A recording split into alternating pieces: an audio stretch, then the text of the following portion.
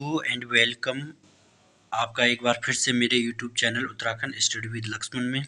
तो दोस्तों, जैसे आपको पता है इकोनॉमिक्स की जो पहले क्लास है वो मैंने रैंडमली दी थी, और अभी जो इकोनॉमिक्स में मैंने चेंज किया है, यहाँ पे मैं जो भी आपको पढ़ाऊंगा तो उसमें मैं नोट्स भी प्रोवाइड करूँगा, यानी कि पीडीएफ के माध्यम से जो मेरे हैंड राइटिंग नोट्स है उनके माध्यम से करवाऊँगा। ठीक है, तो अभी हमने बैंकिंग के बारे में पढ़ा था, और बैंकिंग का लगभग जो आरबीआई था, एसबीआई था, बैंकों का राष्ट्रीयकरण था, वो हमने इससे पहले वाली वीडियो में पढ़ लिया था। ठीक है, तो आज जो है बैंकिंग से रिलेटेड दूसरी वीडियो है जो हमारे मतलब कंप्लीट हो जाएगी। ठीक है, तो इसमें कुछ शब्द आते हैं हमारे पास जो बैंकिंग क्षेत्र में प्रचलित शब्द है।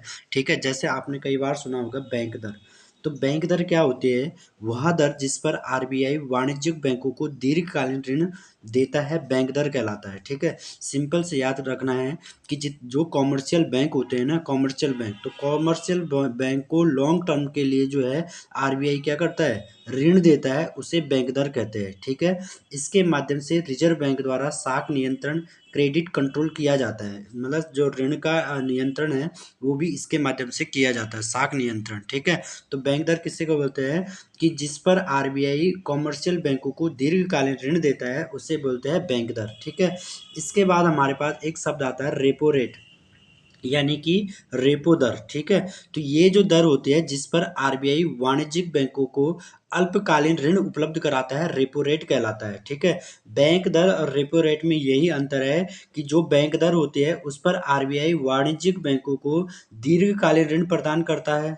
ठीक है, और जो रेपो रेट होता है उस पर जो आरबीआई वाणिज्यिक बैंकों को अल्पकालीन ऋण उपलब्ध कराता है। मतलब हो सकता है 1 दिन के लिए, 2 दिन के लिए, 1 महीने के लिए, कम उसमें। ठीक है, तो उसे बोलते हैं रेपो रेट। ठीक है, रेपो की कम दर के कारण बैंक अधिक मात्रा में साख सृजन कर सकते हैं, ऋण का सृजन कर सकते हैं। ठीक है, क्योंकि उन्हें आरबीआई से सस्ती दर पर ऋण की प्राप्ति होती है। ठीक है, तो इसे याद रखना, रेपो रेट किसे बोलते हैं? वह दर जिस पर आरबीआई वाणिज्यिक बैंकों को अल्पकालीन ऋण उपलब्ध कराता है उसे बोलते हैं रेपो रेट। ठीक है, दूसरा हमारे पास आता है रिवर्स रेपो रेट। ठीक है, तो रिवर्स रेपो रेट क्या होता है? रिवर्स रेट बोलते हैं जिस पर जो वाणिज्यिक बैंक होते हैं ना, उनका जो पैसा होता है आरबीआई के पास जमा होता है। ठीक है, आरबीआई के पास जो है वाणिज्यिक यानी कि कॉमर्शियल बैंकों का जो पैसा जमा होता है, तो उस पर आरबीआई उन्हें ब्याज देता है। आरबीआई उन्हें क्या देता है? ब्याज देता है, उसे रिवर्स रेपो रेट कहते हैं। ठीक है, तो यहाँ पे मैंने लिख रखा है कि वह दर जिस पर आरबीआई वाणिज्यिक बैंकों की आरबीआई में जमाओं पर ब्याज देता है, रिवर्स रेपो रेट कहलाता है। मतलब वाणिज्यिक बैंकों का जो पैसा आरबीआई के पास जमा होता है उस पर आरबीआई उनको क्या करता है? ब्याज देता है, उसी को क्या बोलते हैं? रिवर्स रेपो रेट कहते हैं। ठीक है, यह वह दर होती है जिस पर बैंकों को उनकी ओर से जमा धन पर क्या मिलता है? ब्याज मिलता है, उसी को रिवर्स रेपो रेट कहते हैं। ठीक है, नेक्स्ट आता है हमारे पास नगद आरक्षित अनुपात, इसे बोलते हैं CRR, कैश रिजर्व रेशो। ठीक है, तो कैश रिजर्व रेशो किसे बोलते हैं? अपनी सभी जमाओं का वह अनुपात जो वाणिज्यिक बैंकों को आरबीआई के पास जमा करना होता है। ठीक है, क्योंकि कभी कभी क्या होता है कि हमें बहुत सारे मतलब पैसे की जो डिमांड होती है ना, जैसे 100 लोग आ गए, ग्राहक आ गए बैंक में, और आपके पास पैसा नहीं है तो कहाँ से दोगे? तो इसके लिए आरबीआई क्या करता है कि वाणिज्यिक बैंकों को जो है आरबीआई के पास अपना कुछ पैसा, मतलब कुछ प्रतिशत यानी कि कुछ हिस्सा क्या करना होता है? जमा करना ही होता है। ये मतलब निश्चित होता है। ठीक है, तो अपनी सभी जमाओं का वह अनुपात जो वाणिज्यिक बैंकों को आरबीआई के पास जमा करना होता है उसे सीआरआर कहते हैं, कैश रिजर्व रेशियो कहते हैं। सीआरआर में वृद्धि से बैंकों के पास तरलता में कमी आती है, जबकि इसके विपरीत इसकी कमी तरलता को बढ़ाती है। ठीक है, अगर सीआरआर में वृद्धि होगी तो बैंकों के पास तरलता में कमी आती है, और अगर इसमें कमी आती है, सीआरआर में कमी आती है, तो तरलता को ये क्या है? बढ़ाती है। ठीक है, चलो नेक्स्ट आता है सांविधिक तरलता अनुपात, इसे बोलते हैं SLR, स्टेटरी लिक्विडिटी रेशियो, सांविधिक तरलता अनुपात। ठीक है, इसमें क्या होता है कि जो वाणिज्यिक बैंक होते हैं ना, उनको अपने पास जो है पैसों को लिक्विडिटी फॉर्म, कुछ चीज़ों को जो है लिक्विडिटी फॉर्म में रखना पड़ता है। ठीक है, लिक्विड फॉर्म में रखना पड़ता है, जैसे सरकारी प्रतिभूतियां होगी, स्वर्ण नगद हो गया। ठीक है। इस तरह की चीज़ों को अपने पास इन्हें क्या रखना होता है, वाणिज्यिक बैंकों को अपने पास रखना होता है। ध्यान रखना, ये आरबीआई के पास नहीं, ये इनको अपने पास रखना होता है, उसी को एसएलआर बोलते हैं। ठीक है, तो परिभाषा क्या होगी, बैंकों की समग्र जमाओं का वह अनुपात जो उन्हें सरकारी प्रतिभूतियों, स्वर्ण नकदी जैसे चल और सुरक्षित संपत्तियों के रूप में रखना होता है, क्या कहलाता है, एसएलआर कहलाता है। यह भी तरलता से ऋणात्मक रूप से संबंधित होता है। याद रखना, एसएलआर जो है तरलता से क्या है, ऋणात्मक रूप से संबंधित होता है। ठीक है, इसके बाद आता है सीमांत अस्थायी सुविधा दर, एमएसएफ रेट। याद रखना, एमएसएफ रेट। ठीक है, तो ये क्या होता है, अनुसूचित वाणिज्यिक बैंक अपनी अति अल्पकालीन तरलता की आवश्यकता पूर्ति हेतु अपने एसएलआर के बदले आरबीआई से जिस दर पर ऋण लेते हैं, एसएलआर के बदले आरबीआई से जिस दर पर ऋण लेते हैं उसे एमएसएफ दर कहा जाता है। ठीक है, एमएसएफ दर किसे बोलते हैं, अनुसूचित वाणिज्यिक बैंक अपनी अति अल्पकालीन तरलता आवश्यकता की पूर्ति हेतु अपने एसएलआर के बदले आरबीआई से जिस दर पर ऋण लेते हैं उसे एमएसएफ दर कहा जाता है। ठीक है, और बैंक जो है एमएसएफ दर अपनी कुल जमाओं के 2% से अधिक ऋण नहीं ले सकते। ये भी याद रखना, कितने प्रतिशत से अधिक, 2% से अधिक ऋण नहीं ले सकते। ठीक है, तो आई होप आप लोगों को ये समझ में आया होगा। सबसे पहले हमने बैंक दर पढ़ा। बैंक दर वह दर है जिस पर आरबीआई वाणिज्यिक बैंकों को दीर्घकालीन ऋण प्रदान करता है। उसके बाद हमने रेपो रेट पढ़ा। रेपो रेट वह दर है जिस पर आरबीआई वाणिज्यिक बैंकों को अल्पकालीन ऋण प्रदान करता है, रेपो रेट कहते हैं। उसके बाद हमने रिवर्स रेपो रेट पढ़ा। रिवर्स रेपो रेट वह दर है जिस पर आरबीआई जिस पर जो है आरबीआई क्या करते हैं, वाणिज्यिक बैंकों की जमा पर, वाणिज्यिक बैंकों की जमा पर क्या करता है, ब्याज देता है। जो कमर्शियल बैंकों ने पैसा जमा होता है उस पर जो है ब्याज देता है, उसे कहते हैं रिवर्स रेपो रेट। ठीक है, इसके बाद हमने पढ़ा नगद आरक्षित अनुपात, सीआरआर, कैश रिजर्व रेशो। तो कैश रिजर्व रेशो क्या होता है कि वाणिज्यिक बैंकों को अपनी जमाओं का कुछ अनुपात जो है आरबीआई के पास जमा करना होता है। ठीक है, उसे क्या बोलते हैं, नगद आरक्षित अनुपात। ठीक है, जो नकदी के समय काम आए, मतलब जब ग्राहक को पैसा चाहिए उस टाइम में काम आ सकता है। ठीक है, दूसरा सांविधिक तरलता अनुपात, एसएलआर, स्टैट्यूटरी लिक्विडिटी रेशियो हमने पढ़ा। इसमें क्या है, वाणिज्यिक बैंकों को अपने पास लिक्विडिटी के फॉर्म में जो है कुछ रखना होता है। ठीक है, जैसे मैंने आपको बताया गोल्ड जो प्रतिभूति है, सरकारी प्रतिभूति, स्वर्ण नकदी, ये सब इनको अपने पास रखना होता है, उसे बोलते हैं एसएलआर। ठीक है, इसके बाद हमने पढ़ा सीमांत अस्थायी सुविधा दर, एमएसएफ रेट। तो एमएसएफ रेट किसे बोलते हैं, जो अनुसूचित वाणिज्यिक बैंक होते हैं ये अपनी अति अल्पकालीन तरलता की आवश्यकता की पूर्ति हेतु एसएलआर के बदले आरबीआई से जिस दर पर ऋण लेते हैं उसे एमएसएफ दर कहते हैं। ठीक है, तो चलो अब आगे बढ़ते हैं। आगे हमारा जो नेक्स्ट टॉपिक है वो है ग्रामीण बैंक। तो ग्रामीण बैंक की स्थापना 2 अक्टूबर 1975 को हुई थी।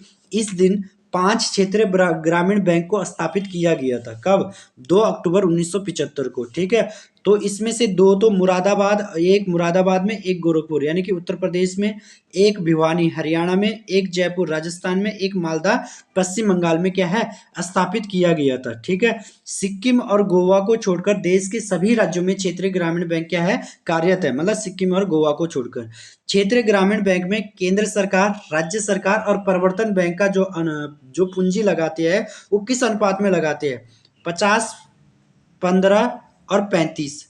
ठीक है, यानी कि केंद्र सरकार का इसमें योगदान होता है 50%, 15% योगदान राज्य सरकार का और 35% इसमें कौन लगाता है, प्रवर्तन बैंक लगाता है। तो ठीक है, इसको भी याद रखना। नेक्स्ट है स्वाभिमान योजना का संबंध किससे है, ग्रामीण बैंक से। ठीक है, याद रखना, स्वाभिमान योजना का संबंध किससे है, ग्रामीण बैंक से। नेक्स्ट देखना, केलकर समिति की सिफारिश को मानते हुए सरकार ने 1987 में नए क्षेत्रीय ग्रामीण बैंकों की स्थापना बंद कर दी। उस समय तक इनकी संख्या 196 थी, 196 थे ये बैंक। कितने थे, 196। ठीक है, तो ये याद रखना कि किस समिति की सिफारिश पर सरकार ने ग्रामीण बैंकों की स्थापना बंद की है, केलकर समिति की सिफारिश पर। कब, 1987 में। ठीक है, 1 अप्रैल 2020 को क्षेत्रीय ग्रामीण बैंकों की कुल संख्या कितनी है, 38 है वर्तमान में। ठीक है, क्षेत्रीय ग्रामीण बैंकों को उनके प्रवर्तन बैंकों में विलय की संस्तुति प्रोफेसर एम खुसरो की अध्यक्षता गठित 1989 में कृषि साख समीक्षा समिति ने की थी। ठीक है, तो क्षेत्रीय ग्रामीण बैंकों को प्रवर्तन बैंक में जो विलय करने की संस्तुति दी थी वो किसने दी, कृषि साख समीक्षा समिति ने। और ये समिति किसकी अध्यक्षता में बनी थी, प्रोफेसर ए एम खुसरो की अध्यक्षता में। ठीक है, तो ये था आपका क्षेत्रीय ग्रामीण बैंक। इसके बाद आना नाबार्ड बैंक में। नाबार्ड आपने कई बार पढ़ा है, राष्ट्रीय कृषि तथा ग्रामीण विकास बैंक, इसे बोलते हैं नाबार्ड, ठीक है। इसकी स्थापना 12 जुलाई 1982 को हुई थी, शिव रमन कमेटी की संस्तुति पर हुई थी, और इसका जो मुख्यालय कहाँ पे है, मुंबई में है, ठीक है। और नाबार्ड की स्थापना 6वीं पंचवर्षीय योजना के दौरान हुई थी, ठीक है।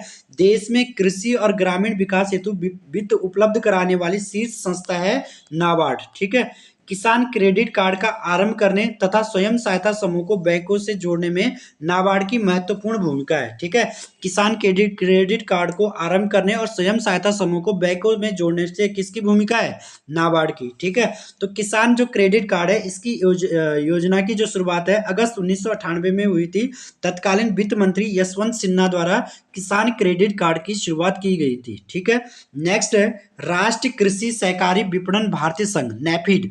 नेफिड की स्थापना 2 अक्टूबर 1958 को हुई, ठीक है। और इसकी स्थापना जो है, नेफिड की जो स्थापना है राष्ट्रीय कृषि ग्रामीण विकास बैंक अधिनियम 1981 के तहत हुई। कब की गई, 2 अक्टूबर 1958 को, ठीक है।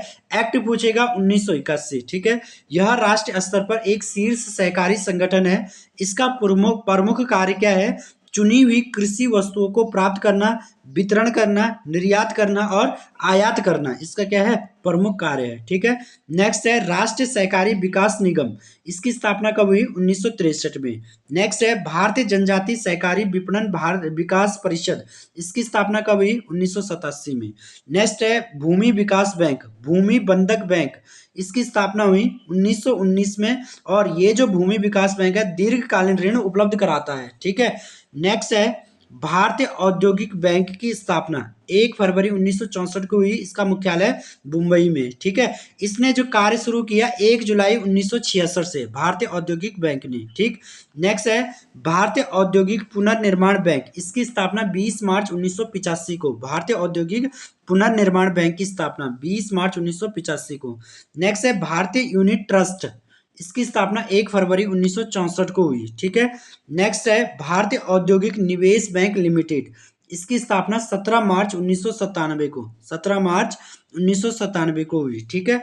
नेक्स्ट है भारतीय बीमा विनियामक और विकास प्राधिकरण, ये इरडा का जो मुख्यालय कहाँ है, हैदराबाद में है, ठीक है। नेक्स्ट है भारतीय जीवन बीमा निगम, LIC। इसकी स्थापना सितंबर 1956 में, मुख्यालय मुंबई में, ठीक है। एक है भारतीय साधारण बीमा निगम, भारतीय जीवन बीमा निगम अलग है और भारतीय साधारण बीमा निगम अलग है। इसकी स्थापना 1 नवंबर 1972 को, ठीक है। नेक्स्ट है भारतीय निर्यात आयात बैंक। इसकी स्थापना 1 जनवरी 1982 को, ठीक है। नेक्स्ट है राष्ट्रीय आवास बैंक। इसकी स्थापना जुलाई 1988 में, ठीक है। नेक्स्ट है भारतीय लघु उद्योग विकास बैंक। इसकी स्थापना अप्रैल 1990 में, मुख्यालय कहाँ है, लखनऊ में, ठीक है। चलो, इसके अलावा बैंकिंग क्षेत्र में सुधार हेतु कुछ समितियों का गठन किया गया था, जैसे नचिकेता मोर समिति, ठीक है। तो इसमें क्या था, निम्न आय वाले परिवारों एवं छोटे व्यवसाय को व्यापक वित्तीय सेवा उपलब्ध कराने के लिए इसकी स्थापना की गई। किसकी, नचिकेता मोर समिति, याद रखना किसके लिए, निम्न आय वाले लोगों के लिए, ठीक है। नरसिम्हा समिति, इसका स्थापना वित्तीय बैंकिंग में सुधार हेतु, ठीक है। एक घोष समिति, बैंकों में धोखाधड़ी रोकने के उद्देश्य से, ठीक है। नेक्स्ट है PR नायक समिति, लघु एवं मध्यम उद्योगों को ऋण उपलब्ध कराने के उद्देश्य से, PR नायक समिति। नेक्स्ट है RV गुप्ता समिति, कृषि ऋण के क्षेत्र में सुधार के उद्देश्य से, ठीक है। RV गुप्ता समिति कृषि ऋण से रिलेटेड, ठीक है। तो ये सब चीजें थी बैंकिंग से संबंधित। तो आज के लिए इसमें इतना ही है। अगर आप लोगों को वीडियो पसंद आती है तो वीडियो को शेयर जरूर करें, चैनल को सब्सक्राइब करें और वीडियो को लाइक भी करें, ठीक है। और नेक्स्ट वीडियो आपको कल जो है नेक्स्ट वीडियो मिल जाएगी, ठीक है। तो आज के लिए इसमें इतना ही, धन्यवाद।